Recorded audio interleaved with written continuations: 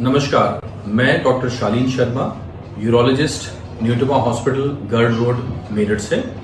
और आज हम प्रोस्टेट यानी गदूद की ग्रंथि और उसके होने वाली परेशानियों के बारे में बात करेंगे।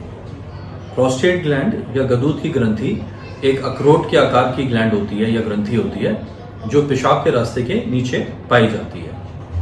उम्र के साथ साथ प्रोस्टेट बढ़ जाती है और इसको बीपीएच या बेनाइन प्रोस्टैटिक हाइपरप्लेजिया कहते हैं।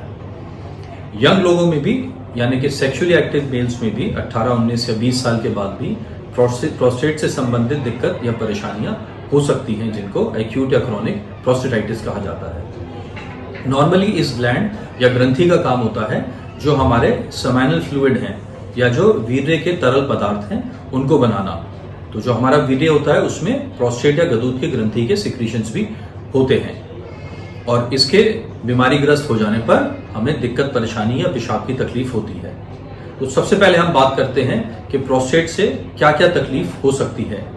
देखिए, अगर हम जवान लोगों की बात करें यानी कि 20 साल, 25 साल यानी कि सेक्सुअली एक्टिव जो मेल्स होते हैं उस एज ग्रुप्स में एक्यूट प्रोस्टेटाइटिस, क्रॉनिक प्रोस्टेटाइटिस और प्रोस्टैटिक एब्सिस ये कॉमन बीमारियां होती हैं। एक्यूट प्रोस्टेटाइटिस का मतलब होता है प्रोस्टेट की ग्रंथि का संक्रमण या इन्फेक्शन।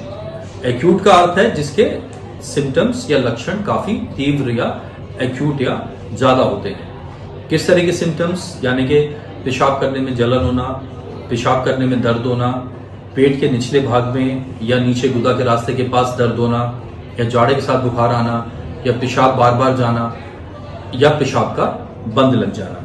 इस तरह के लक्षण एक्यूट प्रोस्टेटाइटिस में पाए जाते हैं। ये प्रोस्टेट का एक तरीके का इन्फेक्शन है और कई बार ये बैक्टीरिया या और अदर दूसरे कारणों से होता है। इसके अलावा क्रॉनिक प्रोस्टेटाइटिस होती है। क्रॉनिक प्रोस्टेटाइटिस में इसी तरह के लक्षण होते हैं पर ये लक्षण ज्यादा लंबे टाइम चलते हैं। कई लोगों को क्रॉनिक प्रोस्टेटाइटिस कई महीनों या इवन कई सालों तक भी दिक्कत दे सकती है। क्रॉनिक प्रोस्टेटाइटिस में या तो इन्फेक्शन हुआ उसके बाद, या फिर कई बार हमारे अंदर प्रोस्टेट में सूजन बन जाने की वजह से, या क्रॉनिक बैक्टीरियल इन्फेक्शन हो जाने की वजह से दिक्कत या परेशानी होती है। इसमें सिम्टम्स बहुत एक्यूट नहीं होते, बहुत तीव्र नहीं होते, पर यही सारी परेशानियां थोड़ी थोड़ी रहती हैं। क्रॉनिक प्रोस्टेटाइटिस वाले मरीजों के गुदा के रास्ते में दर्द, या नीचे पेशाब के रास्ते में दर्द, या पेट के निचले भाग में दर्द, या पेशाब करते समय दर्द या जलन, या पेशाब की धार कमजोर होना, पेशाब बार बार जाना, इस तरीके के लक्षण हो सकते हैं। इसके अलावा होता है प्रोस्टैटिक एब्सिस या प्रोस्टेट में मवाद पड़ जाना। ये परेशानी अक्सर जो इम्यूनो कॉम्प्रोमाइज पेशेंट्स हैं या जिनकी बीमारियों से लड़ने की क्षमता कम है, जैसे ट्रांसप्लांट रेसिपिएंट हैं, डायबिटिक पेशेंट्स हैं, उनमें पाई जाती है। प्रोस्टैटिक एब्सिस के अंदर प्रोस्टेट में इन्फेक्शन होता है और उसके बाद अक्सर मवाद पड़ जाता है।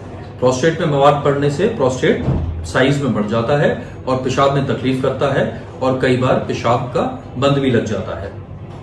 प्रोस्टैटिक एब्सिस डायबिटिक पेशेंट्स में ज्यादा कॉमन है या इम्यूनो कॉम्प्रोमाइज पेशेंट्स में ज्यादा कॉमन है। इसके अलावा आती हैं बीमारियां जो एज के साथ साथ होती हैं और जो प्राय 55, 60, 65 इस एज ग्रुप के अंदर पाई जाती हैं। इसमें सबसे पहले है बीपीएच या बेनाइन प्रोस्टैटिक हाइपरप्लेजिया।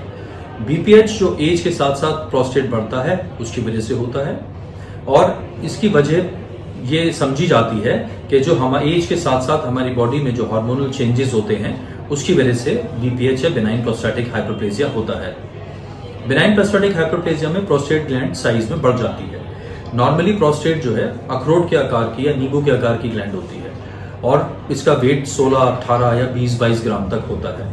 लेकिन साइज में बढ़ने पर ये इवन 30 ग्राम, 40 ग्राम या इवन कई बार 100, 150 या 200 ग्राम तक भी हो जाती है। साइज काफी बढ़ जाता है इसका। इसको बीपीएच कहते हैं। बीपीएच का अर्थ मोटे तौर पर है नॉन कैंसरस, यानी कि कैंसर नहीं है इसमें, तभी उसको बीपीएच कहा जाता है। बीपीएच में प्रोस्टेट ग्लैंड साइज में बढ़ जाती है। चूंकि प्रोस्टेट ग्लैंड हमारे मसाने के जस्ट नीचे होती है तो जो हम पेशाब करते हैं वो प्रोस्टेट के थ्रू होकर के जाता है, या हमारे पेशाब का रास्ता प्रोस्टेट या गदूद की ग्रंथि के थ्रू जाता है। तो प्रोस्टेट बढ़ने पर पेशाब करने में तकलीफ होती है। तो प्रोस्टेट बीपीएच में जो लक्षण या सिम्टम्स पाए जाते हैं उसमें पेशाब की धार कमजोर होना, पेशाब बार बार आना, पेशाब शुरू करने में समय लगना यानी काफी देर तक पेशाब के लिए खड़े रहना, पेशाब करने के बाद ऐसी फीलिंग आना जैसे अभी पूरी तरह से पेशाब नहीं हुआ है या मसाना हमारा पूरी तरह से खाली नहीं हुआ है, या फीलिंग ऑफ इनकम्प्लीट एम्प्टिंग बोलते हैं जिसको, या फिर इन सबको हम स्टोरेज सिम्टम्स कहते हैं, यानी जो पेशाब हमें मसाने में स्टोर करने में जो परेशानी आती है। उसके बाद इरिटेटिव सिम्टम्स होते हैं। इरिटेटिव सिम्टम्स माने पेशाब में जलन है, पेशाब बार बार जाना पड़ रहा है, पेशाब रोकने में दिक्कत हो रही है, पेशाब की इच्छा होने के बाद में बहुत तेज लगे या कपड़ों में निकल जाए, या जो इनकॉन्टिनेंस हो जाती है, ये रहते हैं। तो ये सारे बेनाइन प्रोस्टेटिक हाइपरप्लेजिया के सिम्टम्स हैं। एज के साथ साथ प्रोस्टेट का साइज बढ़ता चला जाता है और कई बार ये दिक्कत परेशानियां बढ़ती चली जाती हैं। फिर कुछ लोग होते हैं जिसमें प्रोस्टेट कैंसर भी डेवलप कर सकता है। प्रोस्टेट कैंसर के और बीपीएच के सिम्टम्स लगभग एक से होते हैं। उनको फर्क करने के लिए जरूरी है कि आप अपने सिम्टम्स के प्रति जागरूक रहें और अपना सिम्टम्स आने पे उचित डॉक्टरी सलाह जरूर लें। प्रोस्टेट कैंसर में भी प्रोस्टेट बढ़ जाता है और इसी तरह के सिम्टम्स आते हैं। पेशाब करने में दिक्कत हो सकती है, पेशाब रोकने में दिक्कत हो सकती है, बार बार जाना पड़ सकता है, रात में कई बार उठना पड़ सकता है, और पेशाब में खून आ सकता है, या कई बार पेशाब जो है वो बंद भी लग सकता है इसका। प्रोस्टेट के कैंसर में एक खतरा ये भी रहता है कि कैंसर के कण शरीर के दूसरे हिस्सों में फैल सकते हैं और वो फिर उस जगह के सिम्टम करते हैं। जैसे अगर हड्डियों में फैल जाता है तो फिर बोनी पेन या हड्डियों में दर्द हो सकता है। तो ये बीपीएच या प्रोस्टेट कैंसर के इस तरीके के लक्षण होते हैं। अब आई बात कि आप अपने स्वास्थ्य का ख्याल किस तरह से रख सकते हैं ताकि आपको प्रोस्टेट की दिक्कत ना हो। देखिए, एक स्वस्थ जीवन जो है वो किसी भी बीमारी को दूर रखता है, तो प्रोस्टेट की बीमारी में भी वो मदद करता है। तो यदि आप नियमित व्यायाम करते हैं, आप जो है प्योरली वेजिटेरियन या फल और सलाद बेस्ड डाइट ज्यादा लेते हैं, तो आपके प्रोस्टेट कैंसर के या प्रोस्टेट संबंधित बीमारियां होने के चांसेस कम रहते हैं। तो एक हेल्दी लाइफस्टाइल जो है व्यतीत करें और अपने परेशानियों का ख्याल रखें। अगर एक बार आपको प्रोस्टेट सिम्टम्स होते हैं तो आपको फिर उचित डॉक्टरी सलाह लेनी चाहिए। प्राइमरी सलाह आप अपने फैमिली फिजिशियन से ले सकते हैं, फिजिशियन से ले सकते हैं, लेकिन अगर आपको दिक्कत परेशानी ज्यादा है तो फिर आपको किसी यूरोलॉजिस्ट से संपर्क करना चाहिए।